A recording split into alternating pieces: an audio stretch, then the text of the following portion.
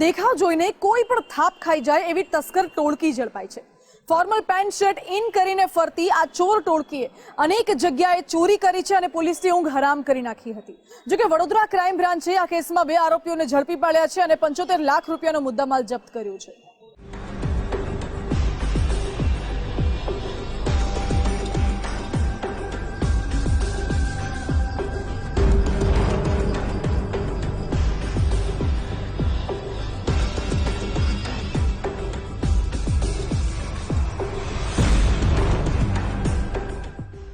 Vadodara crime બ્રાન્ચની પકડમાં રહેલા 2 આરોપીઓના ચહેરા ભલે માસૂમ લાગે, પરંતુ બંને રીઢા તસ્કરો છે।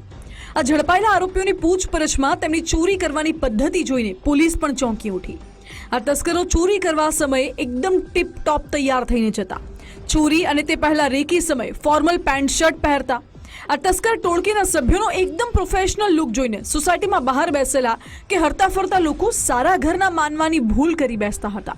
આ ટોળકીના 2 સભ્યોમાંથી પ્રહલાદ કિશનલાલ દધેચીના માથે 14 ગુના હતા, જ્યારે કિશન દેવ નારાયણ સેન પણ 3 ગુનાને અંજામ આપી ચૂક્યો છે। મૂળ રાજસ્થાનના જોધપુરના વતની બંને વડોદરાના સમા અને નિઝામપુરા વિસ્તારની સોસાયટીઓમાં સંખ્યાબંધ ચોરીઓ કરીને તરખાટ મચાવ્યો હતો। આ બંને શાતીર ચોર વડોદરામાં કોઈ હોટેલ કે ગેસ્ટ હાઉસમાં રોકાવાને બદલે વડતાલ સ્વામિનારાયણ મંદિર કે એવા નજીકના ધાર્મિક સ્થળો પર રોકાવાનું પસંદ કરતા હતા અને સૂર્ય આથમ્યા બાદ વડોદરાની વિવિધ સોસાયટીઓમાં ફરીને તાળું લટકતું હોય તેવા બંધ મકાનને ટાર્ગેટ બનાવતા હતા।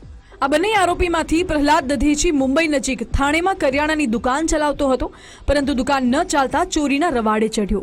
આ તસ્કરો સોના ચાંદીના ચોરેલા દાગીનાઓની લગડી બનાવી મુંબઈમાં ગીરવે મૂકી રોકડા રૂપિયા મેળવી લેતા। વડોદરા ક્રાઇમ બ્રાન્ચના જવાનોએ પ્રહલાદ અને કિશનને સીસીટીવી ફૂટેજ અને ટેકનિકલ સર્વેલન્સના આધારે ફર્ટિલાઇઝર બાયપાસ પાસેથી ઝડપી પાડ્યા છે।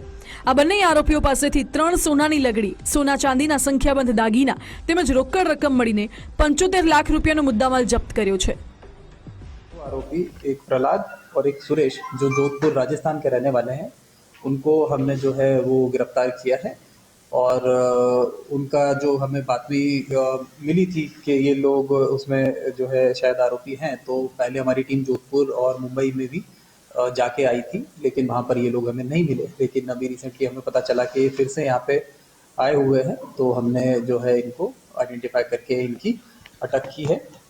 इनसे पूछताछ करने पे पता चला तो इन्होंने बताया कि ये पहले भी यहाँ पर जो है इस तरह की घटना को अंजाम दे चुके हैं। तो जब इनसे पूछताछ की तो और 3 गुना जो है वो हमारे डिटेक्ट हुए हैं, 2 समा पुलिस स्टेशन के और एक फतेहगंज पुलिस स्टेशन का और एक समा पुलिस स्टेशन का जो 14 तारीख को हमने रजिस्टर किया था। तो टोटल 4 गुना जो है वो हमने इसमें डिटेक्ट किए हैं।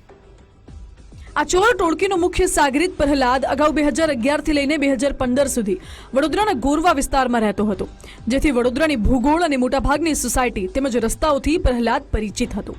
તાજેતરમાં આ ટોળકી ન્યૂ સમા રોડ પરની નંદનવન સોસાયટીમાં નરેશ પટેલના બંધ મકાનને નિશાન બનાવી ઘરેણા રોકડ મળીને 18 લાખની માલમત્તાની ચોરી કરીને ભાગી છૂટી હતી।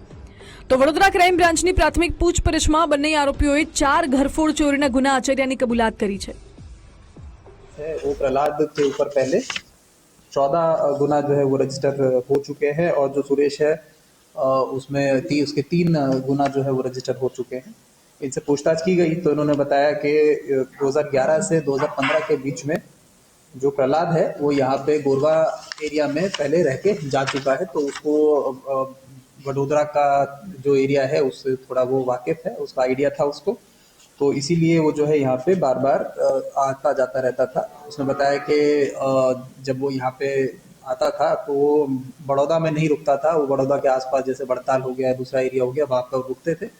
उसके बाद रात को वो यहाँ पे आते थे, चेक करते थे कि यहाँ पे रात को लेट नाइट कौन से ऐसे घर हैं जिसमें ताला लगा हुआ है, लाइट नहीं जल रही है, ऐसे घरों को वो वॉच करते थे। કળિયુગમાં માત્ર સારો પહેરવેશ જોઈને કોઈના પર આંધળો વિશ્વાસ ન કરવો તેવી શીખ આ ચોર ટોળકીમાંથી મળે છે। સારા કપડાની આડમાં પણ ગુનેગારો છુપાયેલા હોઈ શકે છે। વડોદરા ક્રાઇમ બ્રાન્ચે તસ્કર ટોળકીના 3જા ફરાર થઈ ગયેલા સભ્યની શોધખોળ હાથ ધરી છે। આ બંને આરોપીની આગામી પૂછપરછમાં ગેંગના સભ્યો અને તેમણે આચરેલા કુલ ગુના અંગે વધુ વિગતોની જાણકારી મળી શકે છે। અલ્પેશ સુથાર, ગુજરાત ફર્સ્ટ, વડોદરા।